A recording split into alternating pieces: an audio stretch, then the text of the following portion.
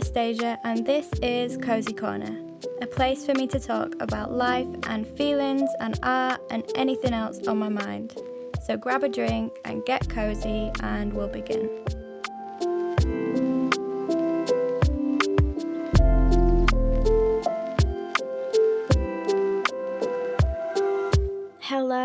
Hi.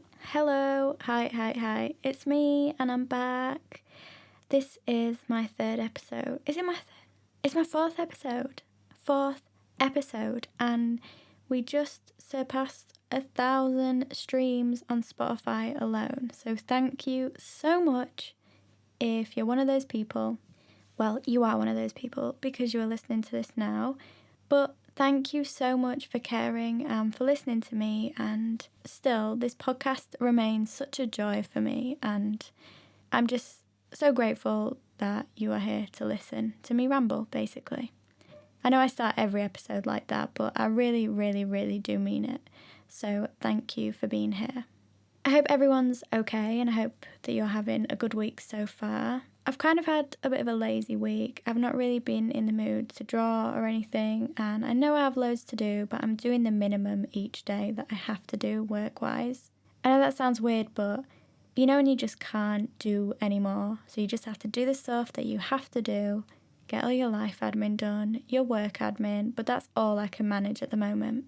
I've been having like a pretty bad chronic pain week, and also a kind of weird thing that's happening in my life right now is my eyesight is getting so bad.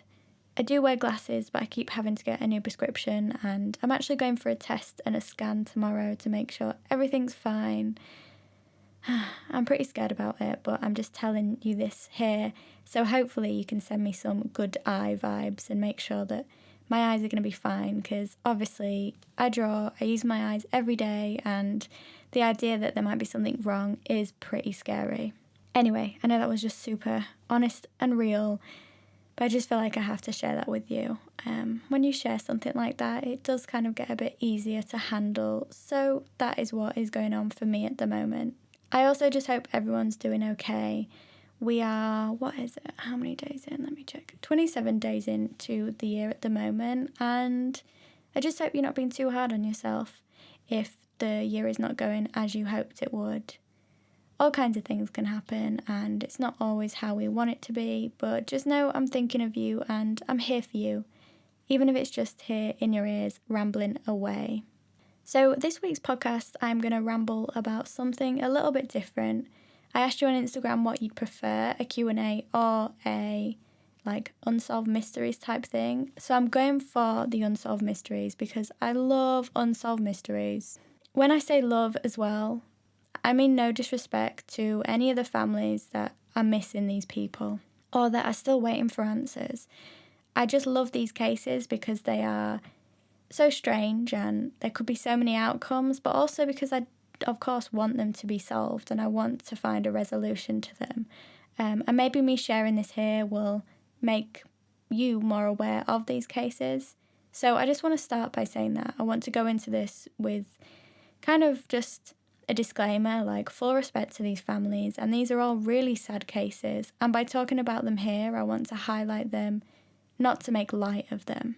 Also, while we're here doing the disclaimers, I would just say that in this podcast, I will discuss some dark things, and obviously these are very sad cases, and in some parts maybe disturbing, so please be aware of that, and if that's not your kind of thing, you can leave now. Come back next week and listen to another podcast or maybe listen to an older one. So all this information today I've gathered from Wikipedia or Reddit, and I'm basically just reading you through the Wikipedia pages of these cases. I haven't put this information together myself, I've just edited it, so I can't take any credit for that. All credit to Wikipedia, which is amazing and free.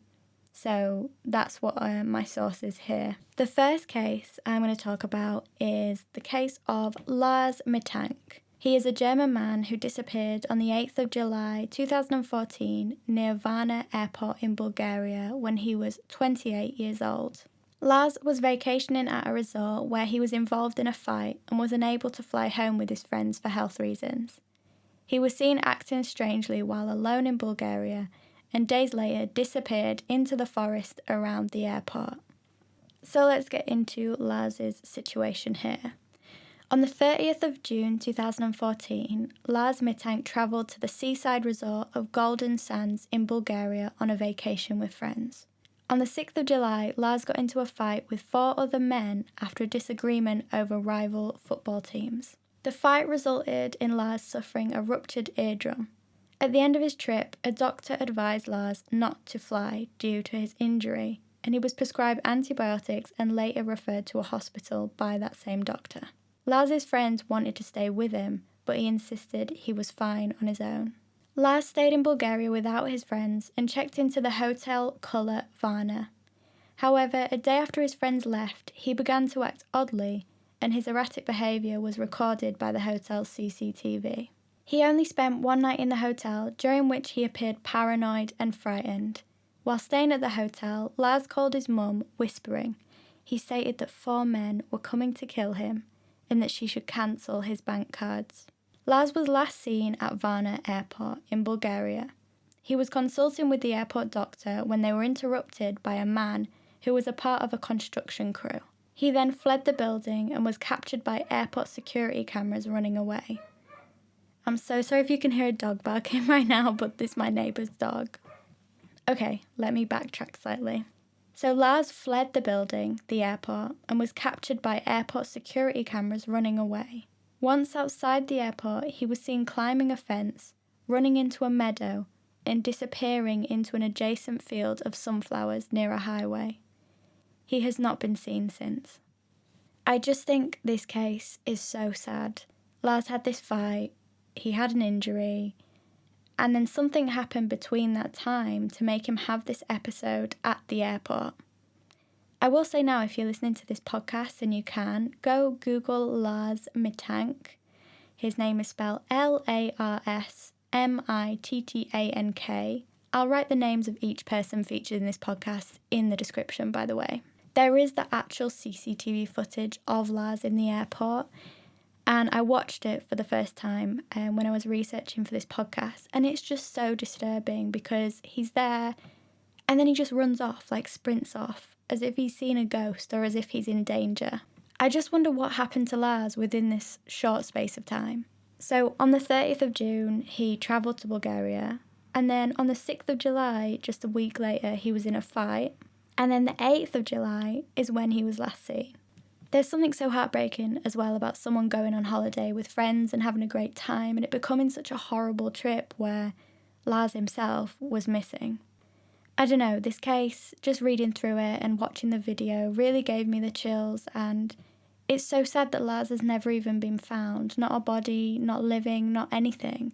If I was part of his family, I would just constantly wonder why he ran away, what was in his mind and what was he going through. I'd love to know what you think about this, and please respectfully leave your ideas like in an email, in the comments on YouTube, whatever you want. I think there's a way where we can discuss theories while still respecting the person. I don't want to say victim because we don't really know what happened, but it's just really, really sad. And I hope, Laz, wherever you are, that you are safe, basically. Okay, we're going to move on to another case now. This one is slightly longer. I want to talk to you about Rebecca Coryam.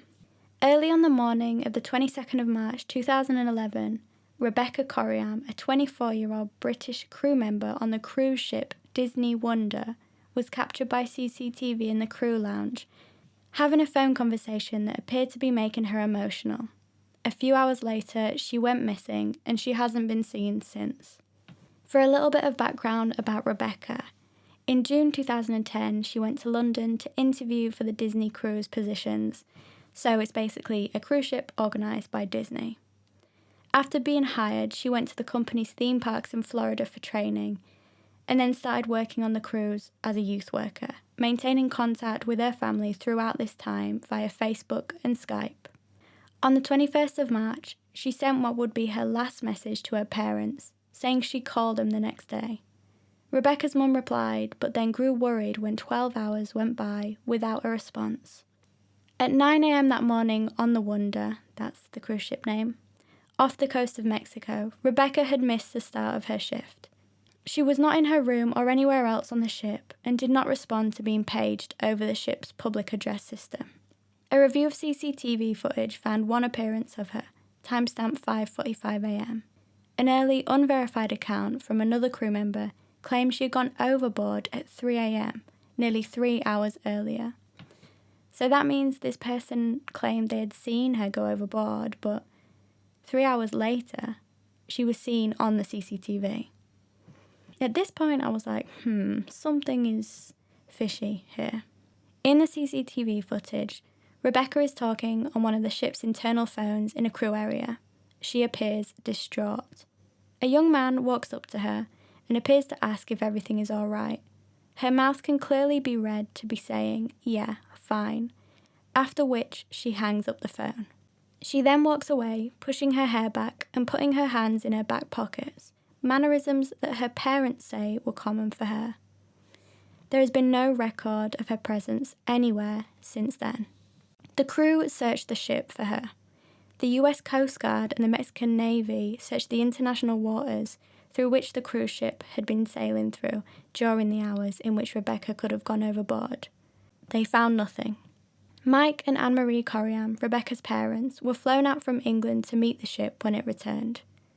They met the Bahamian detective investigating the case and said he told them that he had spent only 1 day on board investigating before flying back home. The detective also told them that he had interviewed only a few crew members and none of the passengers. Rebecca's parents claimed that Disney kept them in a car with blacked-out windows and brought them on board via a little-used side entrance after all the passengers had disembarked. The Wonder's captain gave his condolences and expressed his theory that Rebecca had been washed overboard by a wave while at the crew pool, a theory that Rebecca's parents doubted due to the high walls around it. After that, Rebecca's parents were taken to a meeting with Disney executives and the woman Rebecca had been speaking to on the phone.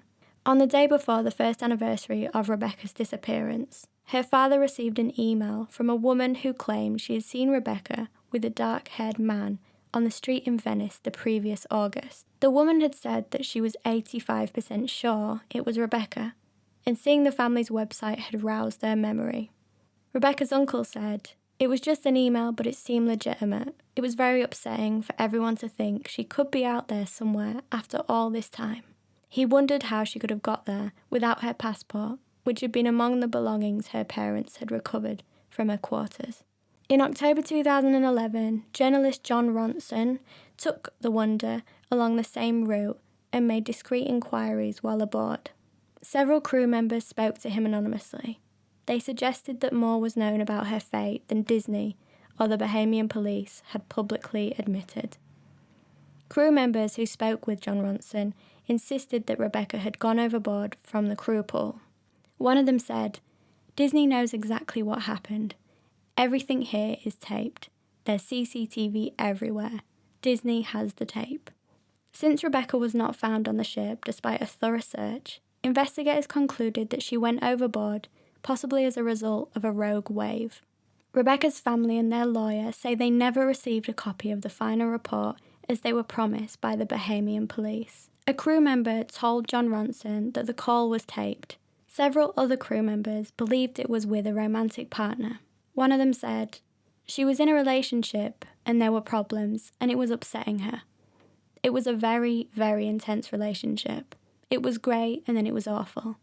I can't think of any other reason why she'd have been upset and wandering around by herself at 6 a.m. On the anniversary of Rebecca's disappearance, her parents told the Liverpool Echo that they heard the names of a young woman and older man on the ship mentioned as possibly being involved in a love triangle with Rebecca, and called for them to come forward. They also disclosed that they had heard Disney had sent some additional footage to the FBI for enhancement, but could not say what that footage might contain. Rebecca's parents recall her personality as constantly cheerful and upbeat, traits that got her the Disney job in the first place.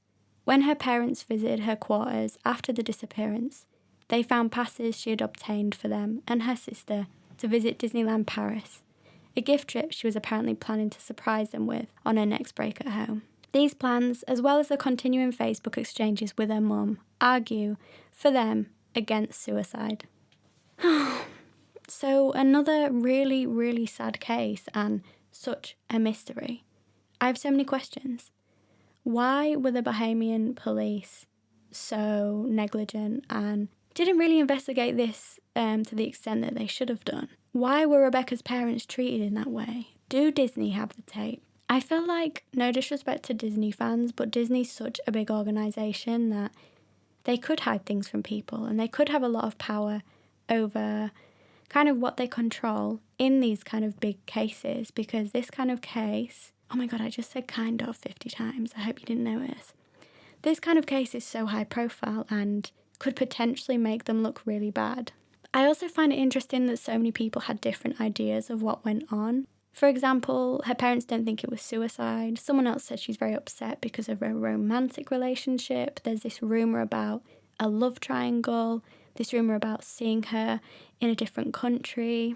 It's just all, I don't know, there's a lot of information here and we probably will never know, sadly. I don't know, this just boggles my mind, this case, and I find it super interesting in the least morbid way possible. Okay, we're going to finish up now with the final unsolved disappearance case. I'm going to talk to you about Asha Kramer. Asha Kramer is a missing Australian woman who disappeared on the 21st of September 2015 when she was 26 years old. Asha disappeared in America, so she had dual citizenship with Australia.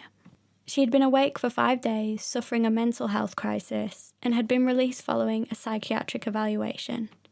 While eating breakfast with her boyfriend and a family friend in a cafe in California, she headed for the bathroom. She was following her friend, but the friend soon found out that Asha had disappeared. So a little bit more information about Asha here. Asha Kramer had been living with her boyfriend in Albion, California for 3 years when she suffered a mental health crisis. She had never previously had mental health issues.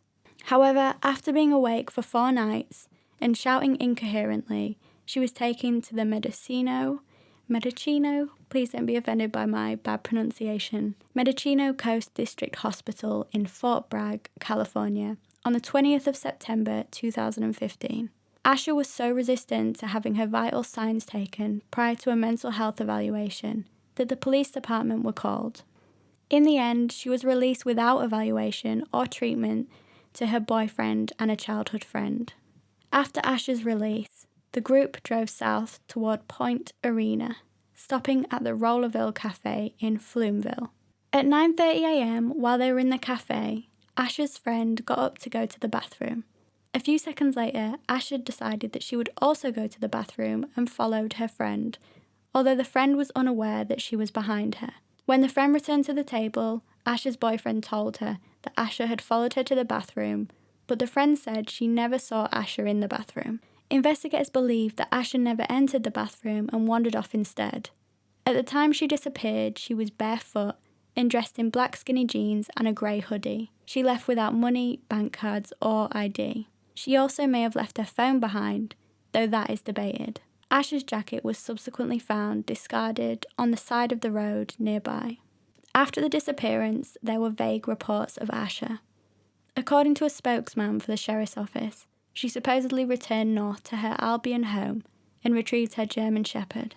A surfer at an area south of the cafe also apparently saw her at about 3 p.m. on the day she disappeared. As of April 24, 2018, Asha's mother reportedly still travels back to California from Australia every few months to look for her daughter. It has been reported to the sheriff's office by Asha's family that Asha may have taken an assumed name related to a reported mental health incident in the days before her disappearance. So I looked into this case a bit more, and this is a really weird, eerie part of the tale, I guess. I found a little post on Reddit, and 3 years ago on the Unresolved Mysteries subreddit, which is great by the way, someone shared Asha's case, and an account called Throwaway Cali Coast left a reply. The reply says, "Some people don't want to be found. Leave be at peace. Bless you all. A.K. Lily Lovewell." The A.K. could stand for Asha Kramer. Lily Lovewell could maybe be Asha's new identity. that really got to me because she seems to have been going through such a hard time. I feel like Asha was failed in some ways by the system where she was. The doctor shouldn't have just let her go because she wasn't compliant. Like, if she was unwell, she should have got the help that she needed. She was obviously super vulnerable this time, and I don't know, just that Reddit little snippet. It might not be true, it might be someone doing a sick joke, but what if that is Asha? It's also heartbreaking because I think about Asha's mother and having to travel back all the way from Australia to America and just not having any closure, not knowing what happened to your child. That must be impossible to deal with. And I really, really hope there's some kind of resolution to this case and all the cases I've mentioned and every unsolved disappearance or mystery. This one just always seems to stick with me. I don't know why, there's so many questions and so many possibilities, and I just hope Asha is safe, even if she's living as Lily Lovewell right now. That was my 3 little unsolved disappearance cases for this week's podcast. I know this was a bit different, but I hope you enjoyed it. I really enjoyed reading them to you. And like I said earlier, if you have any theories, if you have any ideas, information, anything like that about these missing people, leave me a little comment on YouTube or email or whatever you want, because I'd be interested to hear your thoughts on this. So to round up this little podcast, I have to give you a few bits of information. Of course, your prompt is here every week. I'm giving you a little prompt. Today's prompt is what comes next. I want you to think about what's coming next in your life, in the year, anything, just what is next for you. And this week's shout out, I have a bit of explaining to do with this week's shout out, but I recently watched a series. It's on Channel 4, you can watch it online for free in the UK, and it's also going to be or is on HBO. It's called It's a Sin, and it's about a group of friends that basically go through the HIV/AIDS crisis in 1980s London. It's beautiful, it's heartbreaking, I sobbed like I've never sobbed before, and it's a really important part of gay, queer history for everyone to learn about. So first of all, I recommend you check that out. And second, my shout out for this week is the Instagram account, The AIDS Memorial. So the AIDS Memorial basically collects stories of people that lived or are living with HIV or AIDS, and stories from families, people they have loved and lost, and experiences of people that were part of that AIDS crisis, sadly. I think this is such an important part of history, so I think the more we learn about them, the better, and the AIDS Memorial is such a touching, personal, just outstanding Instagram account. You really will learn so much, and you'll see these people as multifaceted. Not just people who had AIDS, but people that had AIDS but also had people that loved them so deeply and had beautiful partners and had beautiful expressions of their creativity and uniqueness. And yeah, the AIDS Memorial is my little Instagram shout out for this week.